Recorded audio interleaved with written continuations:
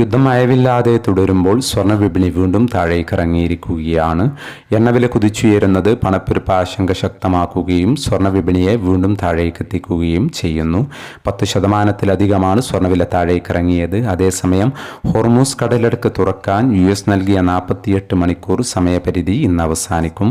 ഭീഷണിക്ക് വഴങ്ങാതെ Iran നിലകൊള്ളുമ്പോൾ ഊർജ്ജ പ്രതിസന്ധി ലോകരാജ്യങ്ങളെ കാര്യമായി ബാധിക്കുകയാണ്. യുദ്ധം ഉടൻ അവസാനിക്കുമെന്ന് കഴിഞ്ഞ ദിവസങ്ങളിൽ ട്രംപ് പറഞ്ഞിരുന്നു. സമാധാന ശ്രമങ്ങൾക്കായി തുർക്കി അടക്കം ശ്രമിക്കുന്നു. ഈ ആഴ്ച അവസാനത്തോടെ അയവ് വരുമെന്ന് പ്രത്യാശിക്കാം. കഴിഞ്ഞ സെഷനിൽ സ്വർണ്ണവില പ്രഖ്യാപിക്കുമ്പോൾ അന്താരാഷ്ട്ര മാർക്കറ്റിൽ ഔൺസിന് $4,491 പരിധിയിലായിരുന്ന സ്വർണ്ണവില ഇന്ന് $4,346 പരിധിയിലേക്ക് ഇറങ്ങിയിരിക്കുകയാണ്.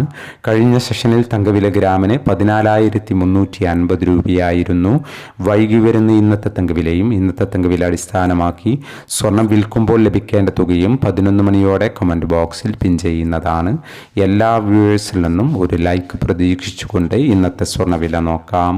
ഇന്ന് പവന് 4,360 രൂപ കുറഞ്ഞു. ഇന്ന് 23/3/2026 പവന് 1,02,680, ഗ്രാമിന് 12,835.